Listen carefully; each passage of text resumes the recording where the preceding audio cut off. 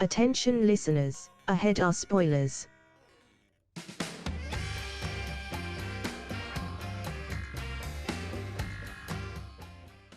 Hello, and welcome to the Movie Trap.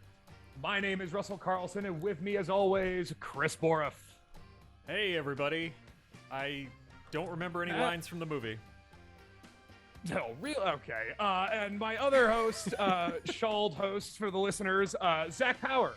Hey, it's a commentary on violence or something.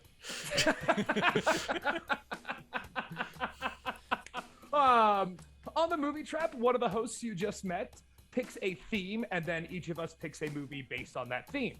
After we've watched all three movies, we then vote with a certain amount of allocated points, plus some bonus points we earn along the way, to vote which one we like the most.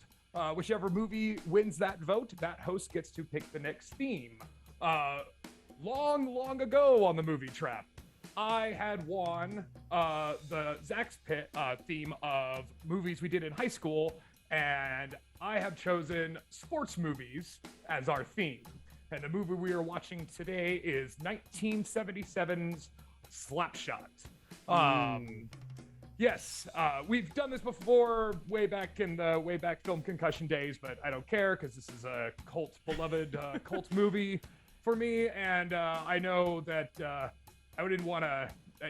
I didn't want to pick. I didn't want to do a wild bunch and just pick a really great movie. It must have been before I joined the film concussion, because I do not think been. I have ever seen this movie it before. had to have been. Hmm? Yeah, is this the first time you saw it, Zach, or is this the second It is time? the first time I have seen this. It's the you first go. time I've ever seen this movie. All right, well, there we have it. But before we get too much into the nitty-gritty and the gooning and the hockey, let's do a quick rundown of the points. As I said earlier, each of us have 10 points for voting at the final episode, and each of us has 3 bonus points to give out for whatever reason we see fit. So we're all even across the board. It's a first round, and that's where we have it. So, Zach, why don't we get into 1977, George Roy Hill, Paul Newman, Slapshot. Yeah, as mentioned, Slapshot is a 1977 sports comedy. It's directed by George Roy Hill, who is a common collaborator with Paul Newman, also The Sting and Butch Cassidy and The Sundance Kid was his work. Stars Paul Newman, the man himself. It is the story of the Charleston Chiefs, a hockey team in Charleston that is sort of languishing. They're having a crappy, middling to bad season where they're just kind of getting by off of the ticket sales from the folks who work in the mill right next to the stadium. They do random shit for their owner, like fashion shows, and things seem to be more or less fine, I guess, if a little underwhelming. They're an underwhelming team. But woe betide them. The news comes down that the mill is closing, and their audience will soon be out of work and unable to attend their hockey games, which spells bad times for the Charleston Chiefs. This happens just as they are receiving a new batch of players, the Hanson brothers, 3 similar-looking, bespectacled kids who seem not too bright, but very enthusiastic, I guess. Also, going around is marital trouble. Braden, one of the team, is having strife with his wife. It seems like they might be in the midst of a breakup. Dunlop has already been broken up with his wife at this point. Is that? Yeah, they're pretty much on the outs, and he's sleeping around. They have been divorced. Yeah. And Well, no, they haven't been divorced yet. They have separated, and they're doing the time apart. And in the true 70s swinger fashion, everyone's just being cool, sleeping with whoever. And that is where their marriage is at this point. Well, one of Dunlop's conquests one night turns out to be the former wife of an opposing player who is played by Melinda Dillon. Yep. She reveals the reason that that guy left her, their marriage fell apart, is because she is bisexual. and had a relationship with a woman. They're not woke enough to say that, though. They just say that she's lesbian. They say a lot of different...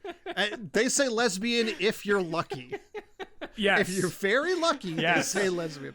Yes. Her Keep husband... going. Her husband was under the impression, and other people share this impression, that if you have sex with a bisexual woman or a lesbian, somehow you yourself become a homosexual. How that works, I am unclear, but I guess it's catching in some way. Regardless, we'll talk about that more later, I'm sure. Oh my God.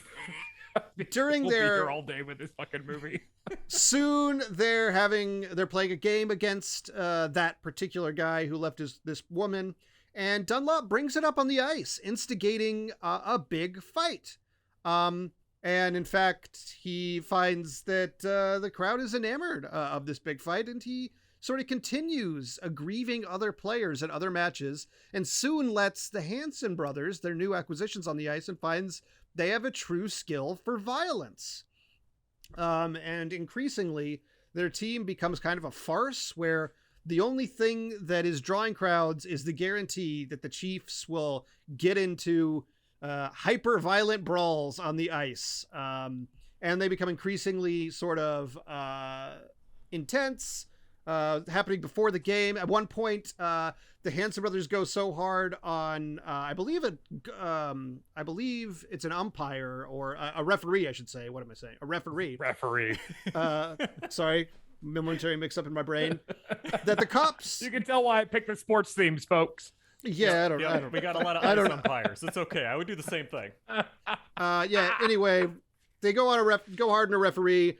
And even fans start throwing bottles at them, and they go into the stands and start beating fans, trying to find the guy who did it, resulting in the cops coming for them. But Paul Newman seems to talk their way. No, they actually do get sent to prison and have to get them bailed out. Yeah. Braden has to bail them out. Yeah. So eventually... Dunlop sees this violence and this spectacle as the route to saving the team and maybe getting them teed up for a sale to a potentially interested buyer. He sort of, is along with the old man who owns the team, trying to figure out if they can possibly save them and send them off to Florida. He plants this story with like the local news reporter with Dickie Dunn. Yeah. And like out of nothing, and then it just sort of kind of becomes this sort of myth of this oncoming sale of the Chiefs to some retirement community in Florida.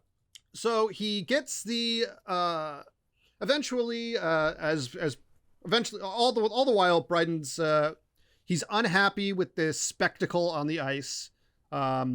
He at one point even goes up to the announcer's box and sort of decries it on the air and accidentally causes more violence and more spectacle in the process. He's ready to fully leave the team. It becomes even worse when, Dunlop uses his failing spousal issues against him to try and goad him into getting in on the fight. Eventually, his wife fully leaves.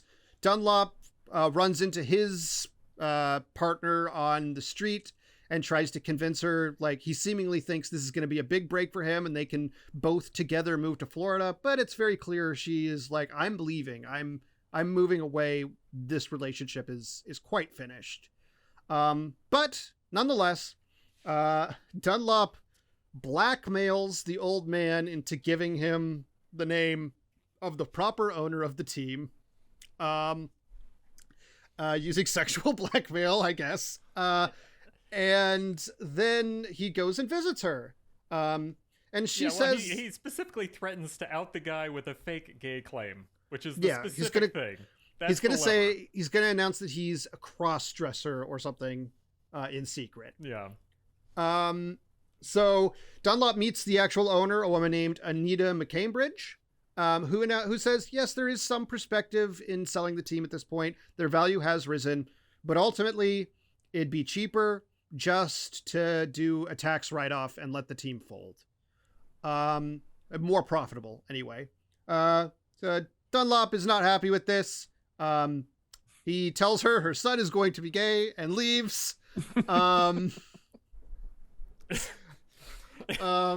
He says it in a very colorful fashion, though. Like, Yeah. it's not just...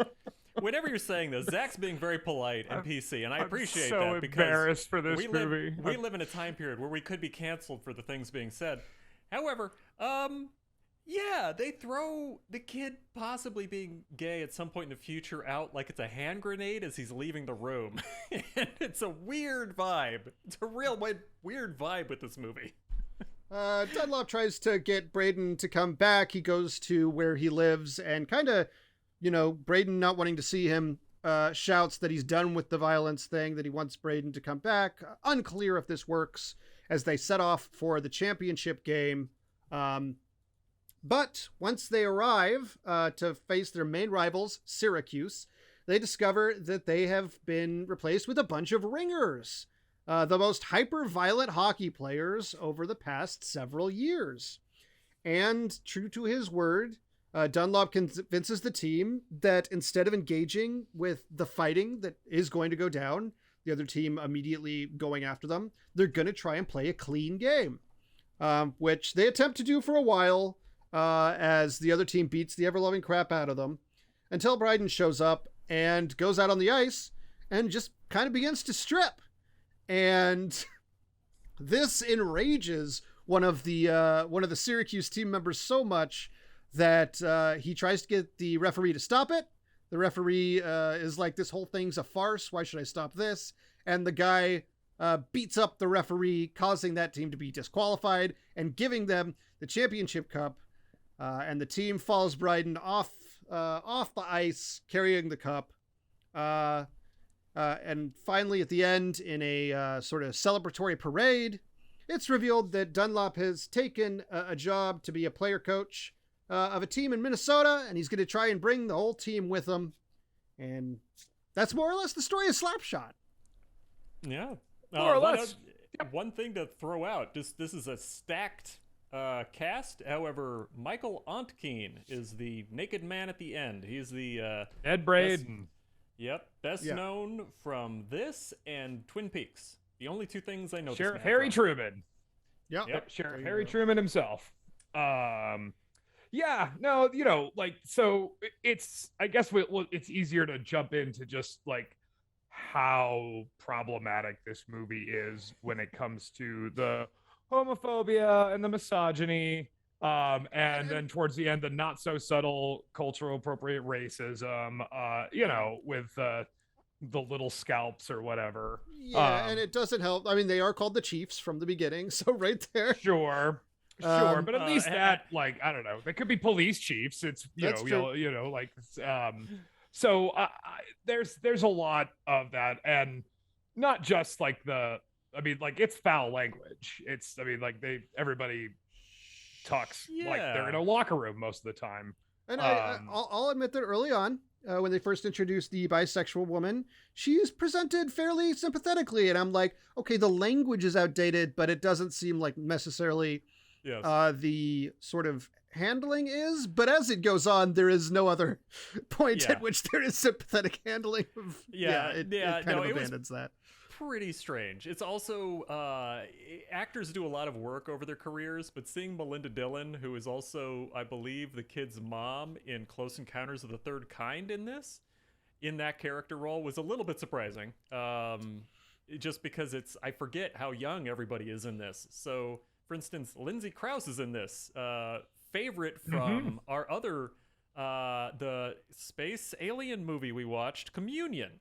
Where she was so angry at her husband. All the time. Yep.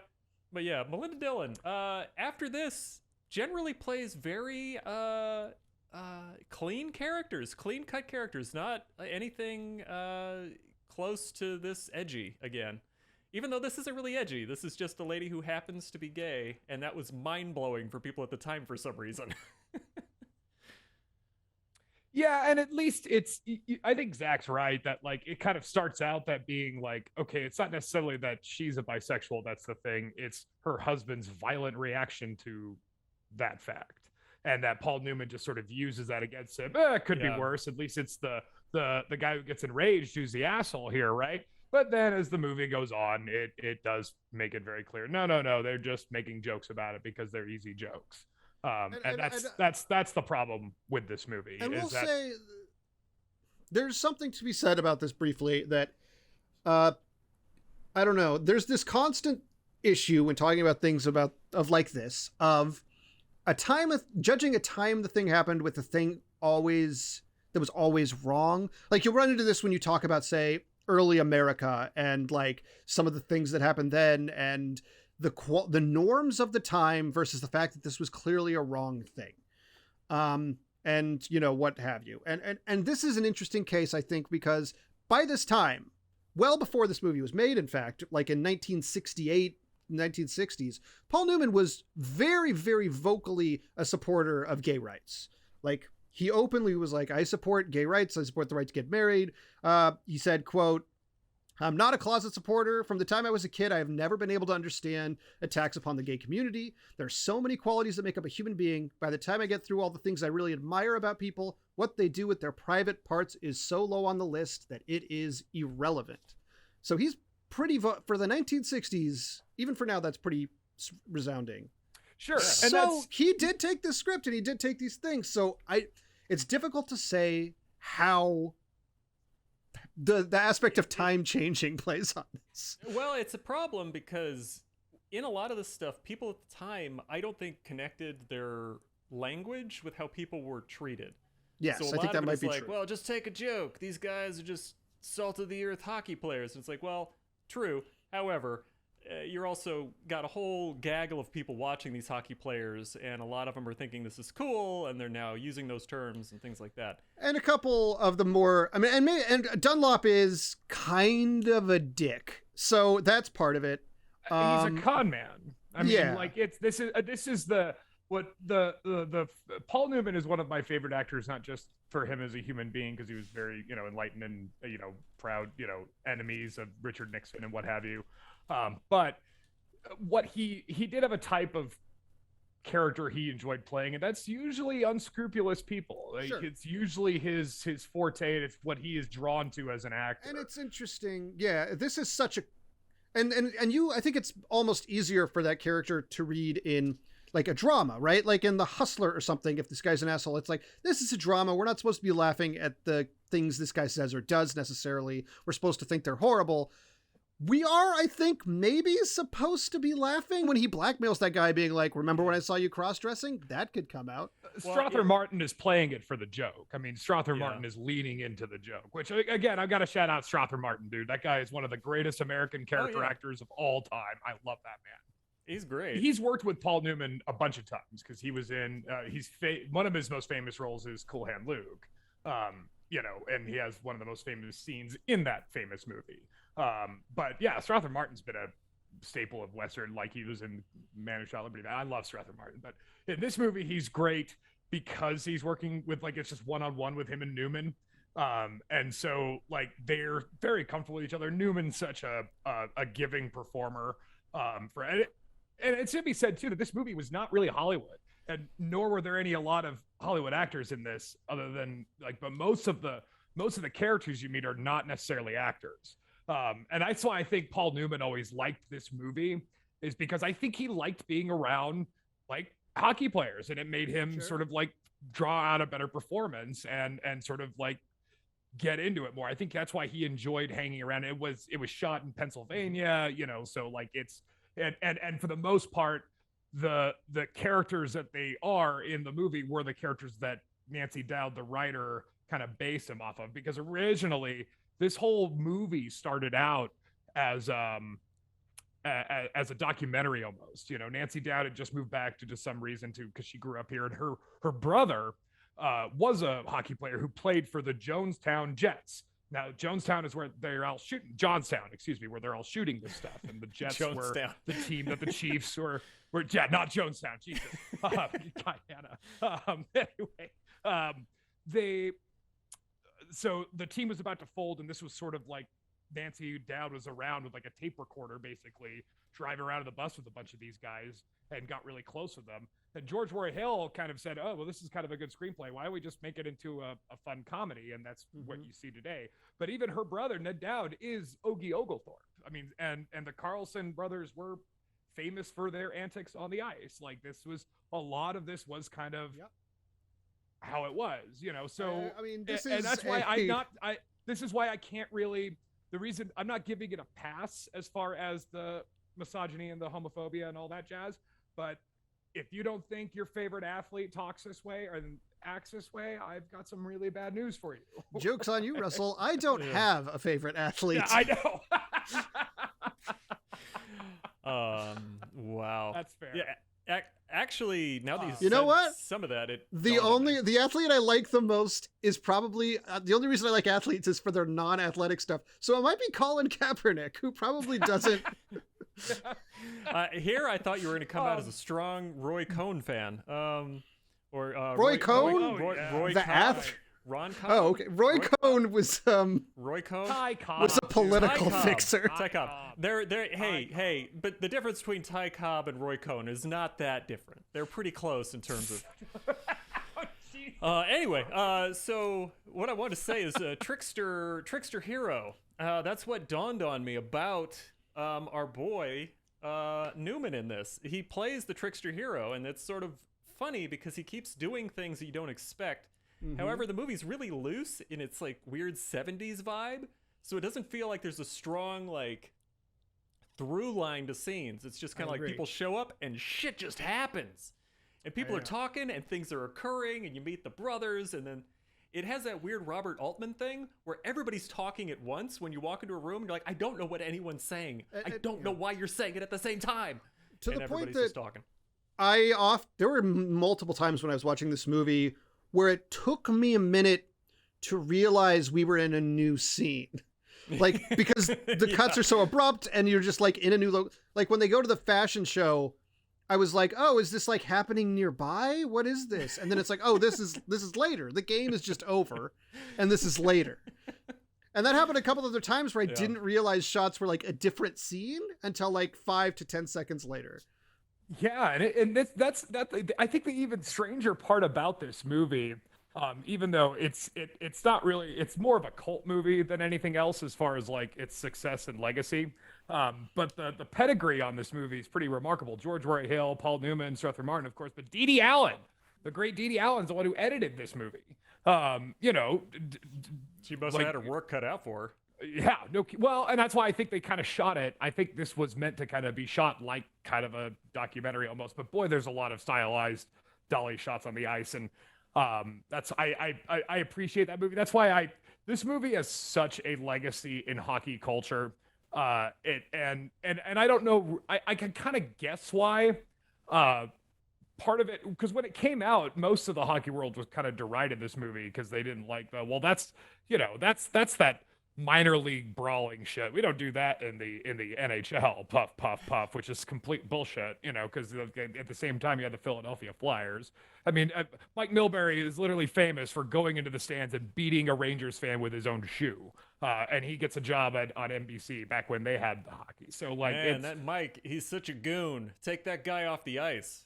Yeah, right. Yeah, well, yeah. I have no idea who that is. But see, and then he goes back to, but then he was a Boston Bruin, right? So then he goes back to Boston. He's heralded as a hero. They'll make a fucking parade for that guy, So that's this movie, and so much so that they're showing like Pee Wee hockey kids like this movie. Like this is how endeared this is throughout hockey culture, and this is where I think that Borif, I think you bring it up a good point about that. Words like this just integrated into it normalizes toxic behavior towards oppressed people, especially people who are vulnerable, and especially in the 70s. There's a lot that I personally have to kind of apologize for being a fan of this stupid fucking movie.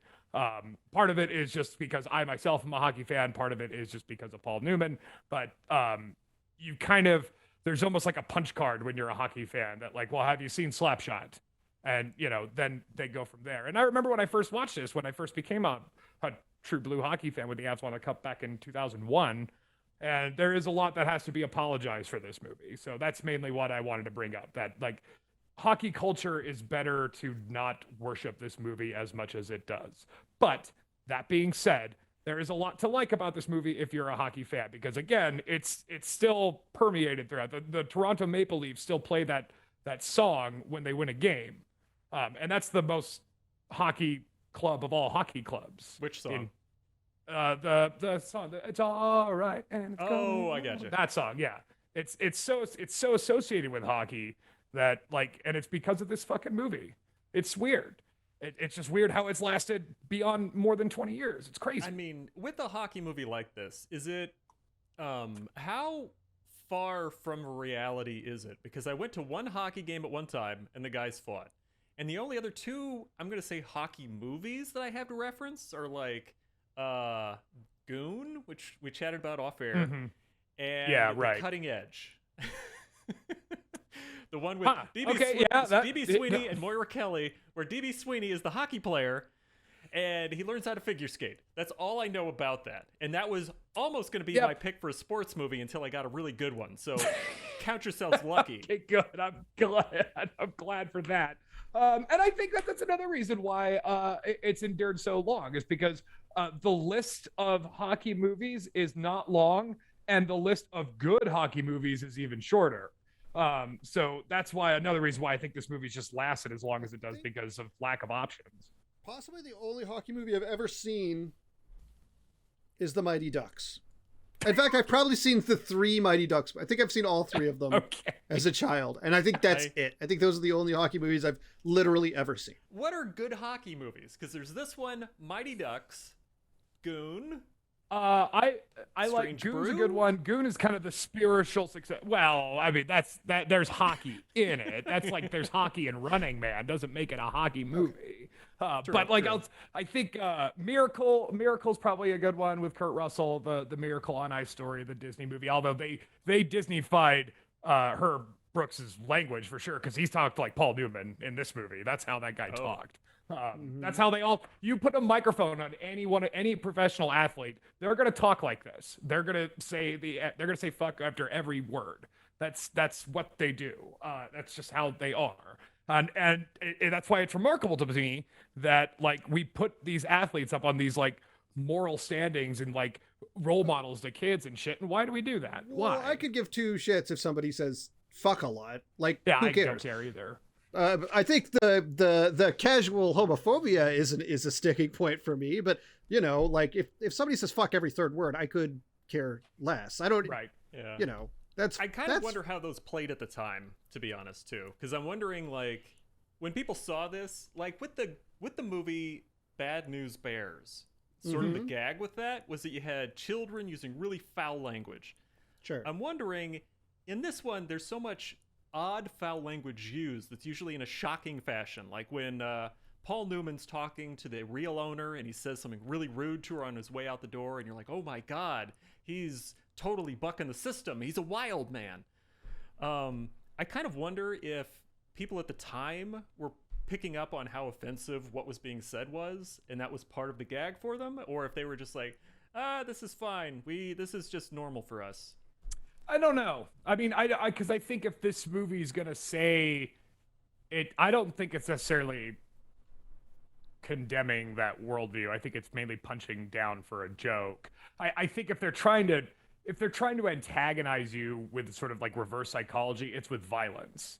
I think if the movie's trying to like kind of beat you over the head with something, it's that violence is kind of killing hockey, and it's gonna keep being a problem. We might as well just be a circus show.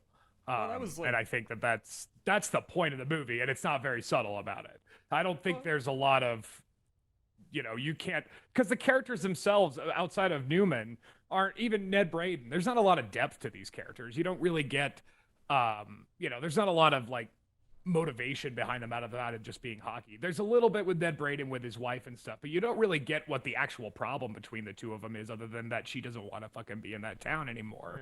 Yeah. Well, I mean, one thing you do get with Ned Braden, though, that's a little deeper, is that he specifically doesn't want to commit to violence. And you also find out that he doesn't need hockey. Like, he went to college, and this is something he is doing by choice. So that was kind of a weird thing. Like, in the movie, I really liked the fact that his character's coda, and the moment when it comes down to the wire where it's like, your wife showed up, and they kind of play it up. I don't quite know what all's on the line for him in the last sequence. I just know that he's supposed to go outside on the ice. His wife has shown up. He's supposed to do something, but he doesn't want to hit people. But then he goes out and he starts stripping. The stripping, I liked that more than anything else in the movie. I thought that was just like perfect.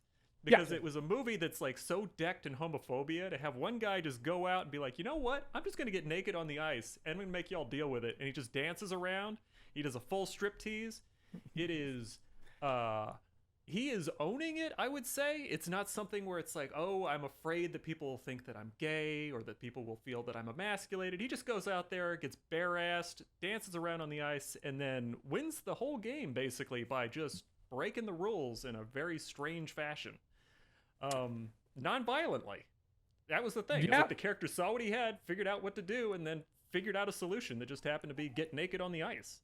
Well, I mean, he takes Paul Newman's advice. In the very first game, when he gets into the goaltender's head, Hanneran or whatever, and he says to him, "No, you twist with him, you fuck with him," and that's what Brayden ends up doing. Okay, I could twist with him, I could fuck with him, but I don't have to, That's funny. I didn't even connect that those two probably were like teased together. That's funny. Well, I mean, because if you think about it, that's what Newman's doing. That's what Dunlop's doing to his own team. He's fucking with them. I mean, there's that whole sequence with him and Carlson, Killer Carlson. I love that name, by the way. Where he's like, because Newman in this movie, he's younger. It's 1977, but this is still later day Newman. So he's kind of older, and he's kind of doing this whole speech about like, oh, I'm, the guys all laugh at me out there. I'm too old to be playing this to Carlson, who clearly is just like this sycophantic little puppy who just like loves being around this sort of like kind of has-been legend. And then, totally provokes a guy on the ice to call him washed up, and Killer Carlson does his Killer Carlson thing and goes crazy. And then that whole stitching thing, like what shocked me when I was a kid was how violent it was. They warned me it was violent, but I was like, wow, this is pretty ridiculous. I think it has, I really in regards to the violence, I think this movie really wants to have its cake and eat it too, kind of a lot. Oh, very true. Very true. Yeah, it does, because like the thrust of a lot of the comedy is in the violence, so you can't have that be the whole fuel of your movie and then by the end of it say like, well, you're monsters for liking it. And I kind of agree with you too, Zach. I'll give you a point for that. I think it worked better. I'm going to have to compare these films because I only have another hockey film similar to this to compare it to. Goon. I really like Goon. I think Goon does that. Goon is, again, it's very much kind of in this style of, because it also follows another minor league hockey team and a guy whose literally only skill on the ice is to fuck people up, and kind of gets famous for it and goes pro with it. That one kind of has the same message as Slapshot, and I think even does it a little better than Slapshot. I was going to say that, because it seems like in that one, the focus is way more on the fact that violence is ruining hockey and that people shouldn't be committed to that, because it's like, you don't need like an entire locker room of broken men to have a game that you can enjoy. So, that was an odd thing in this. Like, the guys all kind of get beat up, but no one has like permanent injuries really, which I guess would slow down a comedy, but it's just like they get slapped around and then they're back at it. And the resolution is definitely very much like, I mean, they give them this happy ending that really just feels like it's like, well, we'll just throw this in the last scene. They're going to Minnesota. All right. But it's even not totally a happy ending. Like, you still have like it. I'm not sure if they planned on a sequel with this, but it seems like they're teasing something with his wife and whether she's going to come or not. And they leave it ambiguous, which if they didn't plan on a sequel, I think it's cool to leave that ambiguous. If they did plan on a sequel, they shouldn't have gone with Stephen Baldwin. Okay. Well, the sequel didn't happen until much later. I mean, there was talks at the time when Slapshot came out that they were going to do a spinoff with just the Hansons. But the Hansons still wanted to play hockey, so they kept going with their real hockey players?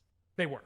They were No. most of the. They are the teammates Carlson were- brothers. I mentioned this in the chat. Those are the Carlson brothers, Correct. which I assume, like a hockey movie starring the Carlson brothers, who are extremely similar looking, was like, oh, okay, well, what the fuck is going on here? Right. But like Even one though of they them has spell a it wrong. different last name. Hansen. It's 2 Carlsons and a Hansen. Hansen Yeah, so was a In the player movie, who they all got. have the last name Hansen, though. That's right. But one of them, the actor, actually is a Hansen. That's his last name. He was a teammate of See, theirs. 'cause Chris, the other sometimes Hansen in got movies, injured. actors play roles where their name is different from their Yeah, name but in real it life. reversed. You guys kept saying I the know. Carlson What's brothers, even and weirder- like they're all called the Hansen The twins origin- in the movie, so I was very I- confused. I know it. And especially when the actors playing the Hansens are called Carlson, and then you have another player on there called Killer Carlson, it gets even weirder. Yeah. Not gonna lie, not a lot of variety in hockey names. There's a lot of Muse, there's a lot of, Ziggies, and like that's. I mean, that's my hockey. assumption now is that everyone who likes or is involved with hockey has Carlson as a name. That's what in my some assumption form is. or spelling, it's either with a K, 2 S's. You never see one with an EN though. That's one of these days. If that ever happens, I'm buying that jersey. But yeah, no, that's it. I think when it comes to violence in hockey, like actuality, I mean, being a hockey fan now, like it is not the same. It is not even close to when I was even growing up as a hockey fan, because the Avs Red Wings rivalry was super violent, and it was and it was called the dead puck era for a reason, because everybody would just concentrate on fucking like any sort of retaliatory, and then it was just like a bench clearing thing. That is largely stopped. A lot of it is because of, like, we found out that people getting hit in the head all the time, maybe not all that great.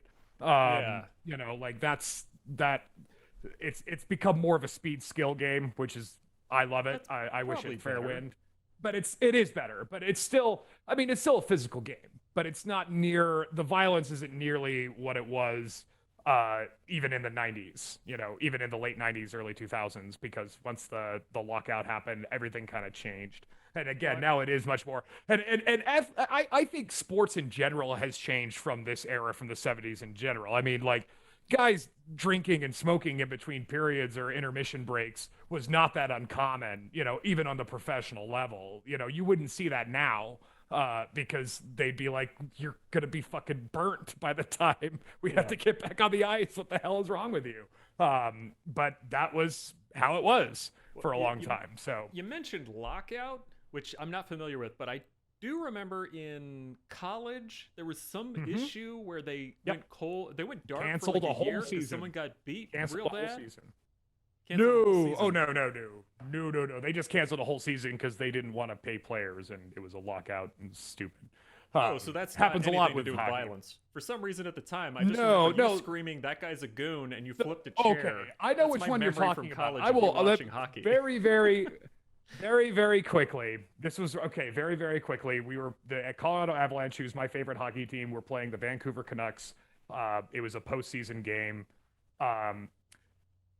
Vancouver Canuck asshole Todd Bertuzzi basically ends the career of Steve Moore by falling on his back and pressing his elbow into the small of his neck, paralyzing him. He got suspended for a full year, but and there were criminal charges. It was really bad because, like, there was a whole bunch of. Is that guy still paralyzed? Oh yeah, Steve Moore's very much paralyzed. He never played again. Oh God. Yeah, it's fucked up. So Todd Bertuzzi is the son of a bitch, and he can go to hell. And he never lifted a cup. So, and then I hope his nephew never does either, because he plays for the fucking Red Wings. Anyway, that's Russell's fandom. So yeah, that's why the minor league hockey used to have a lot more violence in the 70s. Minor league hockey was really famous for it. It was almost like wrestling pretty much, because nowadays minor league teams are kind of more or less farm systems for the pros. I don't think that was necessarily the case back in that day. That minor leagues were kind of associated with professional teams to be like their rookie training camps. So even sports in minor league today isn't even what it was back then. Well, I don't know shit about shit in regards to sports, so I'm going to take your word That's for why I it. chose this theme, boys. Yeah, no, that's why it's. But I also wanted to talk about, like, because I think the movie does go into like a lot of the subplot of the economic decline around the town, and I do think that they were trying to kind of encapsulate the '70s kind of depression kind of happening with manufacturing jobs, and how a lot of these steel towns were kind of going out. My own hometown, even Pueblo, kind of fell victim to that too. Yeah, and a lot of these places never really recovered. Gary, Indiana was the same thing. Like having Bethlehem Steel and all that go out, suddenly all these dudes that were very working class dudes didn't have anything to do. So things like hockey and really violent like sports games kind of became way more popular all of a sudden. Yeah, and then but then it goes away, because like then you can't really afford to go to the Saturday night hockey game. Yeah. And also, let's face it, hockey's not all that popular in the United States. This is a fact. It's way more popular in Canada, a lot more popular in Canada, but not really ever popular here. That's why, like, so NHL is now on these two major networks, and it's kind of funny because they're like, TNT as Wayne Gretzky. And if anybody has heard anything about hockey, they at least heard the name Wayne Gretzky. But they're like, if you don't know, let me introduce the man, Wayne Gretzky. If you don't, I'm like, okay, this guy is Wayne Gretzky. It's not like, Michael Jordan. Who's that guy? Never heard of him. Don't know. What did he? Football, golfer? I don't know. Well, Wayne Jordan. Gretzky. I know him from the box covers and from a Nintendo game.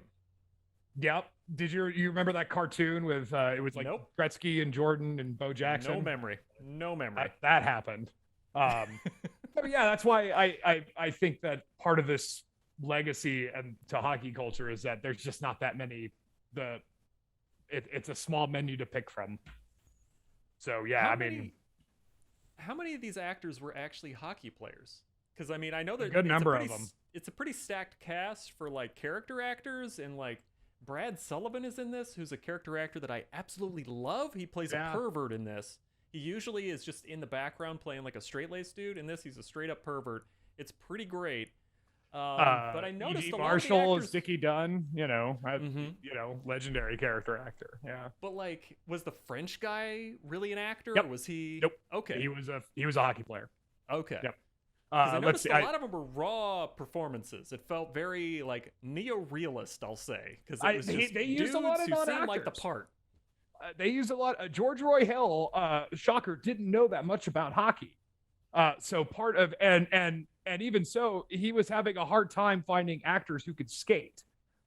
So he pretty much had to pick from just local talent around that town, and a lot of that talent was the local hockey team. I read that, in fact, related to that Al Pacino was interested in playing the role of Reggie Dunlop, and George Roy Hill was like, "Can he ice skate? Can he ice skate?" And eventually passed on him for Newman.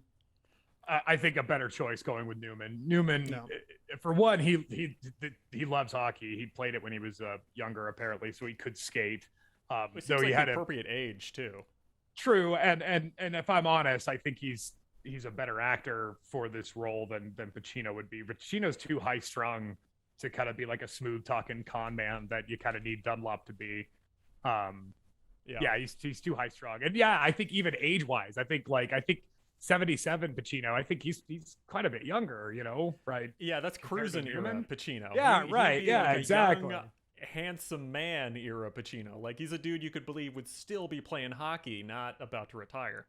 Yeah, exactly. So that's, and again, like it's not that hard to fake playing baseball or getting stunt doubles to play football or whatever. Hockey's different because they got to be on the ice. They got to be on skates. Like they got to at least be able to stand up on their own and do and follow some sense of direction. And playing hockey even in 1977, still like kind of you work for it. It's a fast-paced game.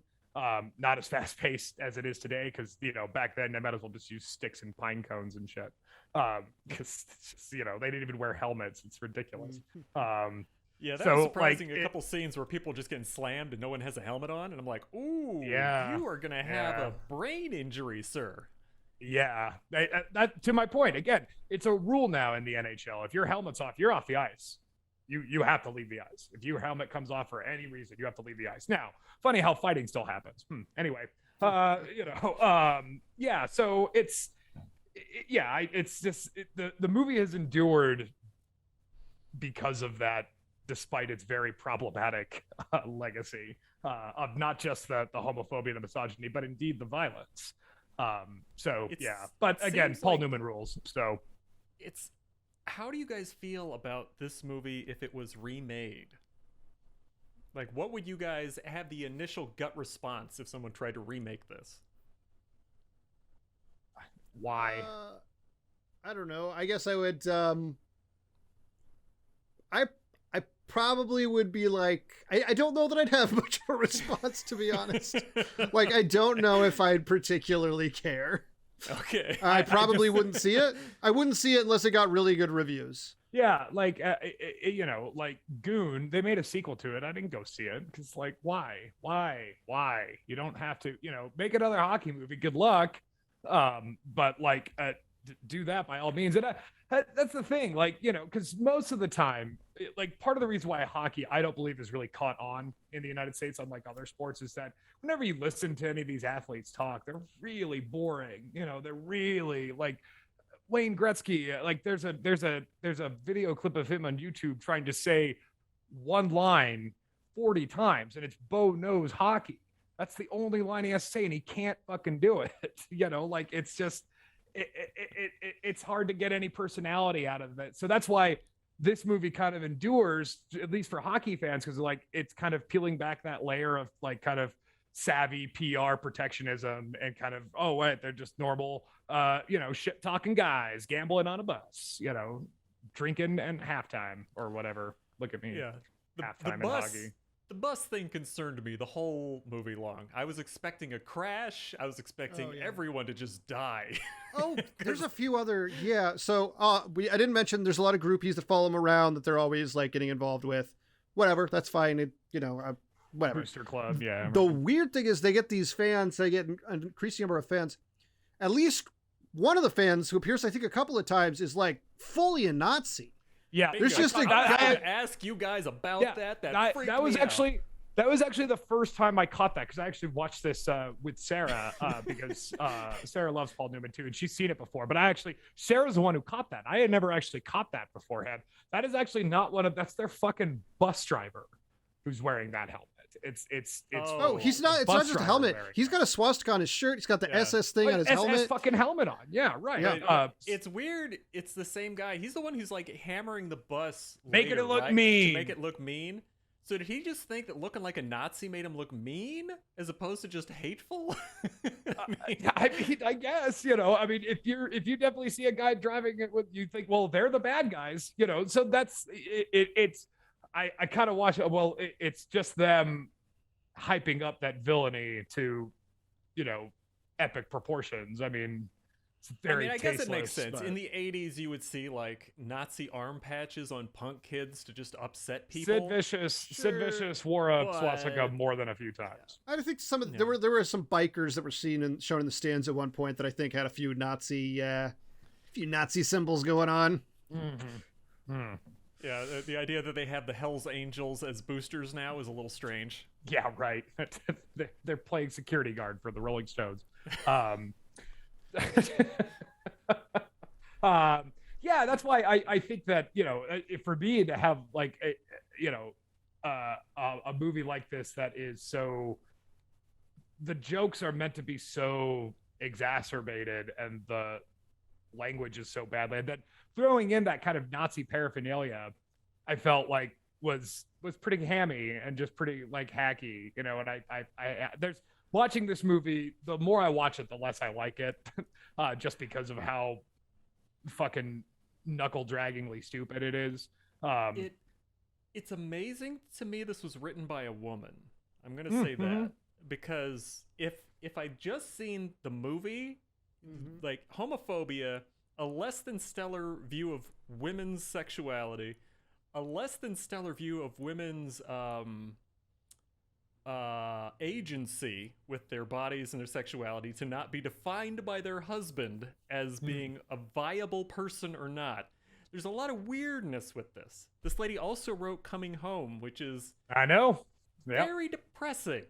Yep. One of Bruce Dern's best movies. It's weird. it's an honest to God weird thing, and like she wrote it about her brother, but then there's a lady in the movie who is Nancy Dowd, but it's not the writer Nancy Dowd, it's her brother's wife that's in the movie playing a character.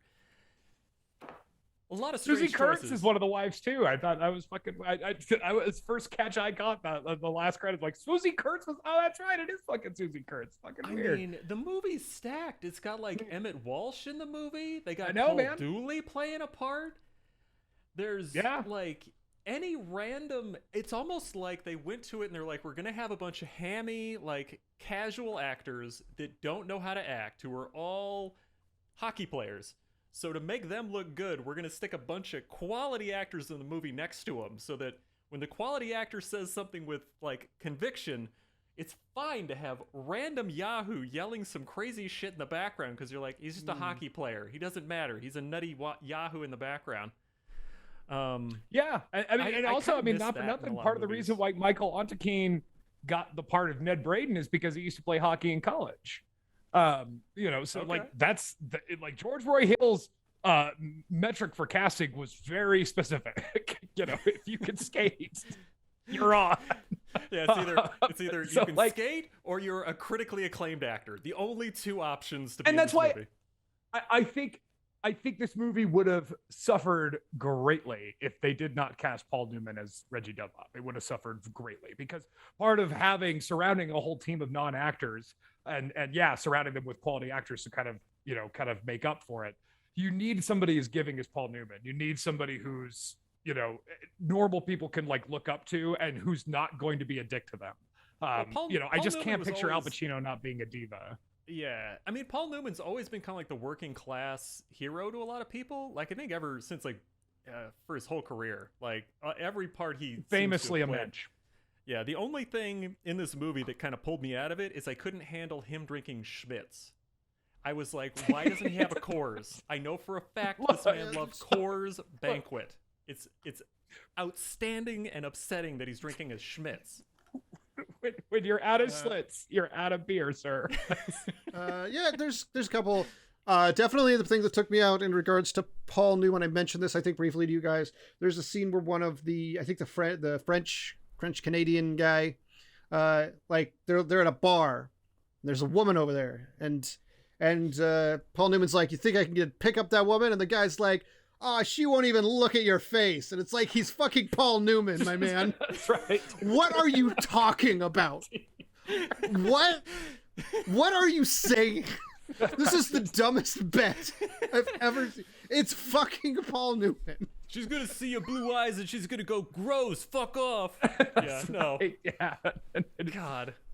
Yeah, I mean, I kind of bought it for the movie just because I was like, all right, these guys are just razzing each other, but outside the movie, no. And then when he's successful, they're even like, joke's on you, that's his wife. Like, it doesn't matter. It's not like he needed a trick. Yes, absolutely. Famously. You got my point, Zach. You got my point. Right. Paul Newman is too handsome to play ugly. That's true. And you know what? It's my favorite line that Paul Newman heard from Lee Strasberg was, says, "You're too handsome to be good." And Paul Newman took that to heart. He's like, "Damn, I'm just gonna play the biggest assholes there ever were. Then I'm gonna find them all and I'll play them." I guess I don't know him as an asshole. I just know him from this, Sundance, and Butch You never Cassidy. seen HUD? No, I haven't seen HUD yet. I haven't HUD seen Cool Hand Luke either. Oh my God! But I do remember him doing a great job in Perdition, Road to Perdition. Road to Perdition, one of his last ones. It's Daniel Craig's daddy. Mm-hmm. Mm-hmm. Yeah, right. And Daniel Craig's in that. I forgot. That's right. That's right. Yeah. Yeah, he plays a little fuck up. That's right. That's right. Yeah. No, that's why it's his legacy of playing. You go through even HUD, Harper, fucking FS Eddie Felson, Luke. I mean, even Butch Cassidy. It's not like he's a nice guy. I mean, you're rooting for him, but he's anti-hero. Yeah, exactly. So he liked playing roles like that. More power to him. And he was damn good at it. All right, guys, I think I've torched you enough with. I wanna say briefly, in terms of accolades, I'd be remiss not to mention some of the high praise this movie got. In 1998, it was #1 on Maxim's Best Movies for Guys list. So the #1 movie for your guys, you having a guys' night, can't be Pete. #1 is Slapshot. What a weird list it was. I did look it up. #2 was The Good, the Bad, and the Ugly, which is a wildly different tone. Yeah. Boy, it's like an these hour aren't so longer. It seems like things that are acceptable for guys to claim they like, not movies that guys actually like. I'm gonna guess Jaws is on that list. Let me do a quick Control F on this thing. Hold on. I don't think Jaws is on here. That's Jaws is crazy on to me. here. Die Hard's got to be on there, right? Die Hard is 6. Okay, yeah. Yep. Blood. Speed on there? Speed, I don't see Speed either. I guess they weren't aware of Speed being badass yet. That's fine. Maybe it was too new. I mean, didn't Speed come out in no, it was 98. Yeah, okay, like, so this came out in 98. So Speed was out, but it was only a year or two old. Yeah, they're gonna hold. Yeah, they've got a shelf life before they can start getting on. Yeah, they're not a Gotcha. guy's classic for a couple of years. Pulp Fiction's on here, but I think that might be the most recent. Yeah, You know. and even that, I kind of would say that's kind of disqualified. It's only a couple years old. But even when it came out, critics hated it. I mean, Gene Siskel, I think, famously kind of did a mea culpa where he said, "All right, it's not that bad." But when it first came out, he fucking hated it.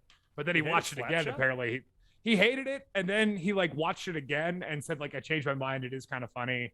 Paul Newman's great. That's what I read on the Wikipedia page, at least. But yeah, Pauline Kael didn't care for it. Nobody, and it didn't even do that well at the box office. It didn't even it barely broke even. That's weird, because it seems like it has become so popular with hockey fans. Do you think it's just because True. it's a cult movie? They're desperate for whatever crumbs they can Exactly. find. Precisely. That's my point, folks. That's my point.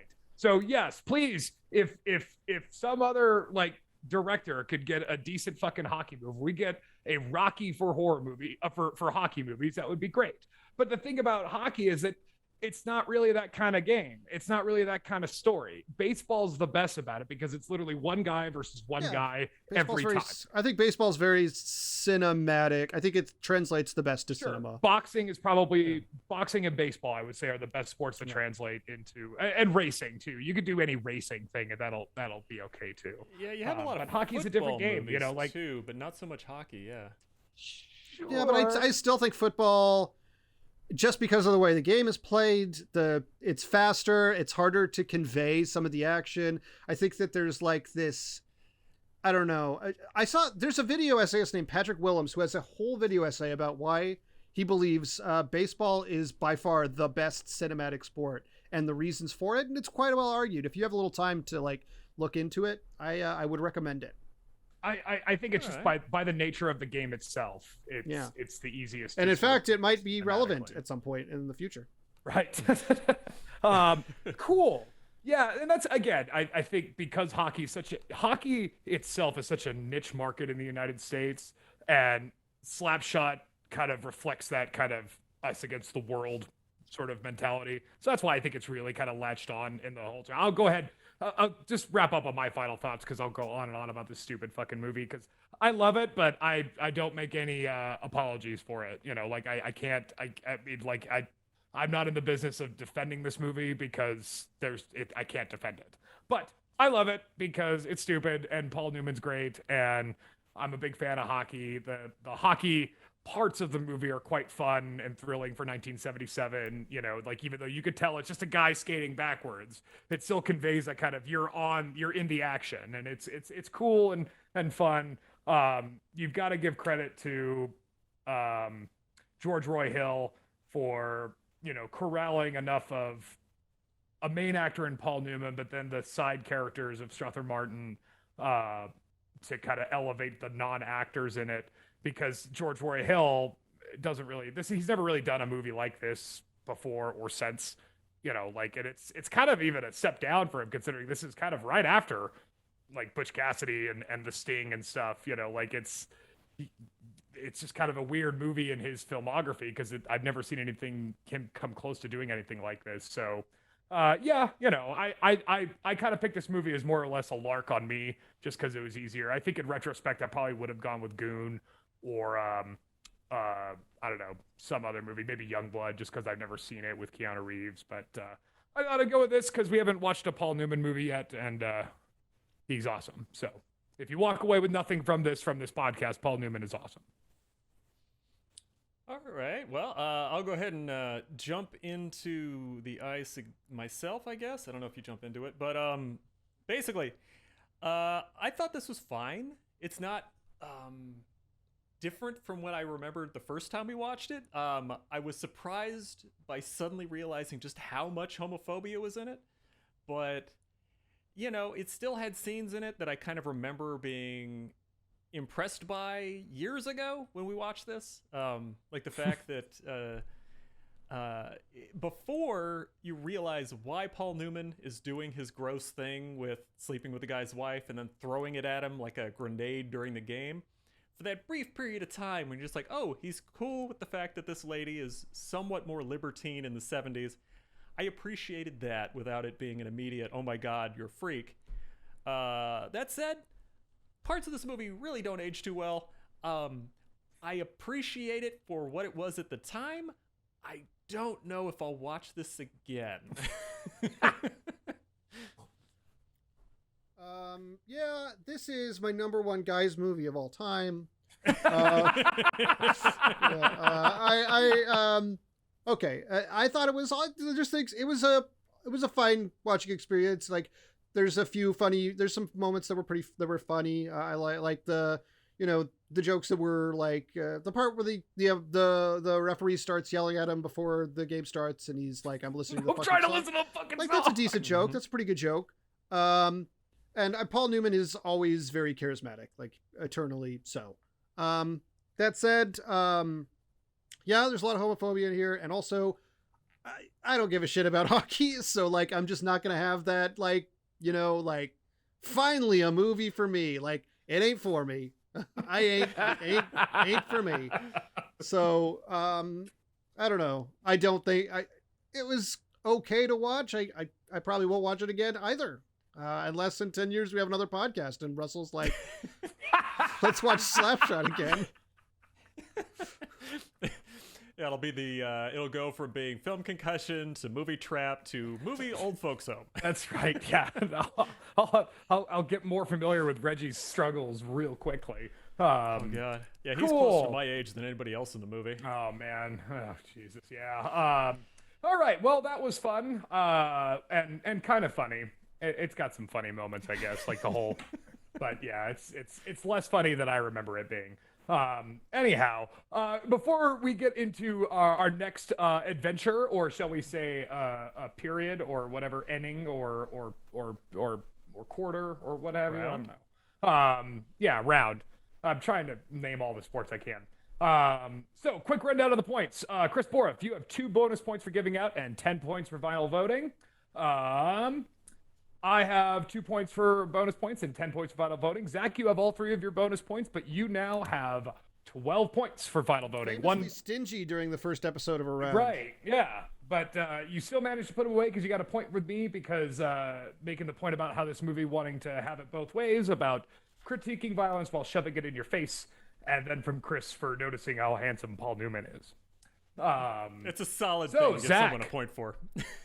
Very much so. It's pretty much an evergreen thing to say. So, Zach, what have you got for your sports movie?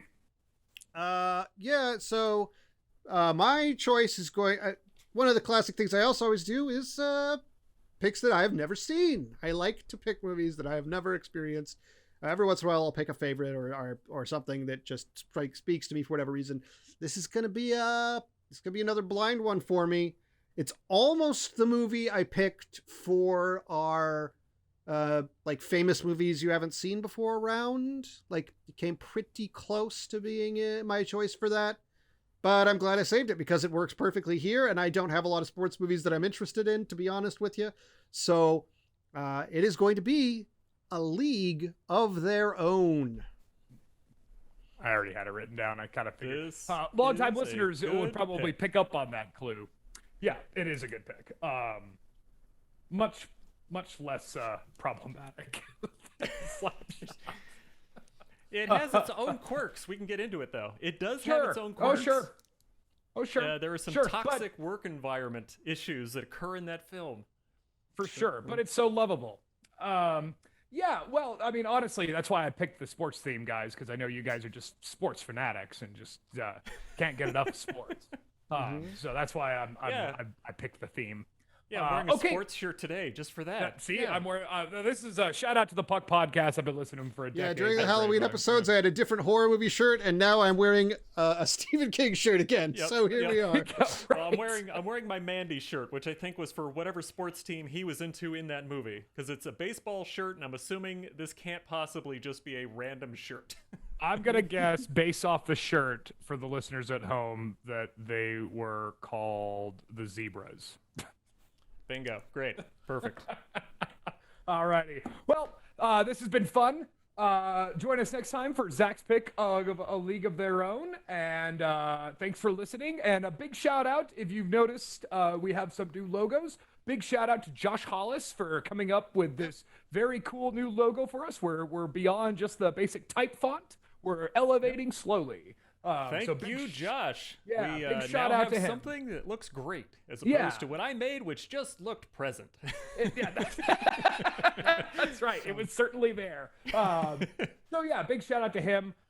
Tune into us next time for A League of Their Own. I've been Russell Carlson, and this has been Chris Boroff.